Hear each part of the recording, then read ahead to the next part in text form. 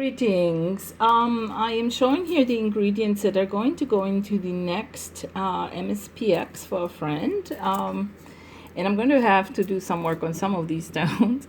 Like here, for example, this is some crushed tourmaline. It's all, I don't know if you can see inside, but it's like this in smaller pieces. Sometimes I find that when I crush a stone, or there is more surface space to a crystal or even sand, like, which are also, let me have some ionized sand crystals that are going to go in it. See, they're kind of, I don't know if you can see this or not. See up here. They are really, I had to siphon through the sand to get them. And bionizing them took about 10 days, putting it through the sifter one day, which I break my work up and I have to be in balance and happy with everything else. I'm also going to use some gun salt and copper aluminum mix, mostly copper. As you can see, it's blue, and it's going to be very little. It's going to be like homeopathic type spread out. But I'm going to be crushing 3 stones, which he has 3 birthstones that I found, and that's so cool. Except, no, I'm not going to crush this one. The zircon is just fabulous. And the reason I'm not crushing that is because there are light spectrums that we don't see. And even if it is covered, it still carries in the scalar, supposedly. I don't know about this, of course. I can't either prove it, but I know that there are light emanating from certain things that we do not see. In other words, it's like dogs will hear much further than we do. The same goes for light, and this is one of those things that I just love the sheen on it. It is yellow, so it's going to be addressing the solar plexus. The one that I'm going to be crushing, which I finally found, is this not amethyst, garnet. And this comes from the times where I tried out making jewelry. This one was not successful. It kind of just went wild, and I thought, okay, that's a good candidate. And I have a bead of peridot, which is also one of his birthstones. So doing 3 birthstones. Birthstones, from what I've seen, seem to give the individual that extra power.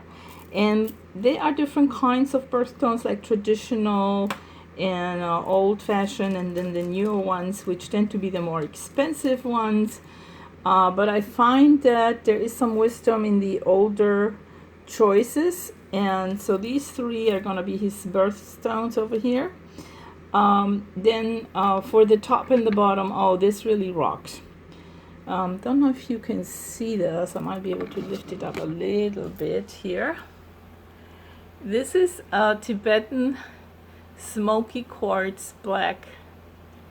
Yeah, smoky quartz, but still black crystal. Now, I've gotten some really great information about that recently that I did not even know about.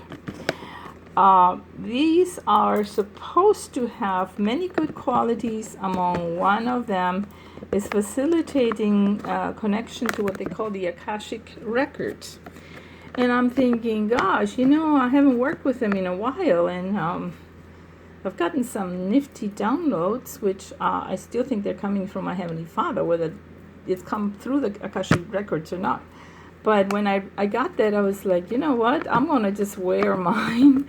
And so I made a pendant for me, and I might even make another MSP-X with another one for myself. There's going to be some amber going in it.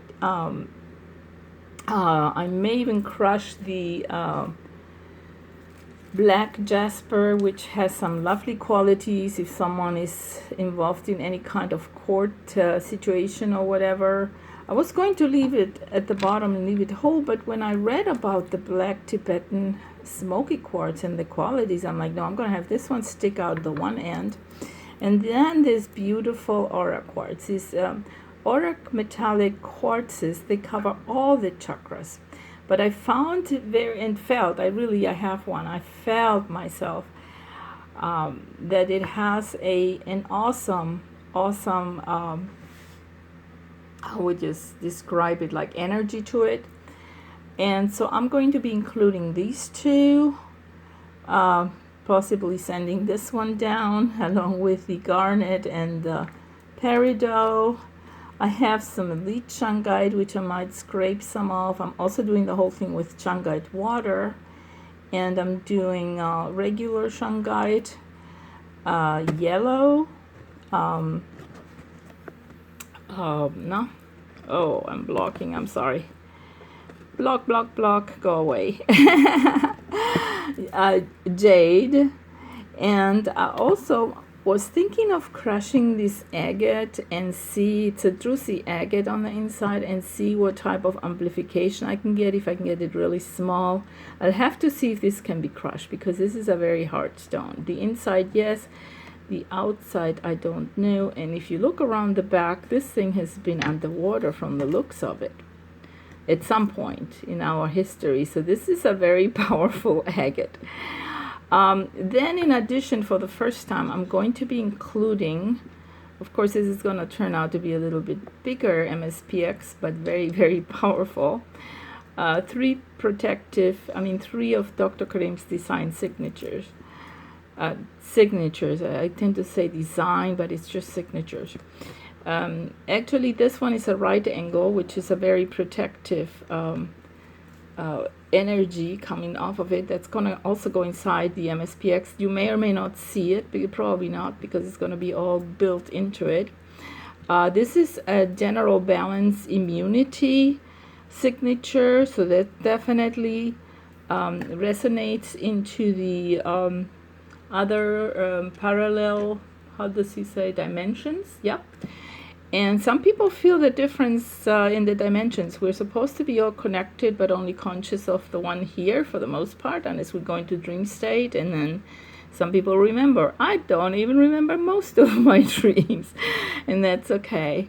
And then the spiritual amplification symbol of the right heart, which is very, very powerful. So this is going to be a brand new experiment in that I'm going to combine the signatures with the gemstones, with the energy of the outside of the MSP-X, and the frequency of the copper on the outside. And that is going to be, I think, quite a bit of dynamite. I also feel very, very strong about sodalite, and I'm going to crush this as well. See, I'm into crushing stuff. Not all of it, but for certain purposes. And then there is always the Bionice crystal. So thanks for watching. I'll keep you posted.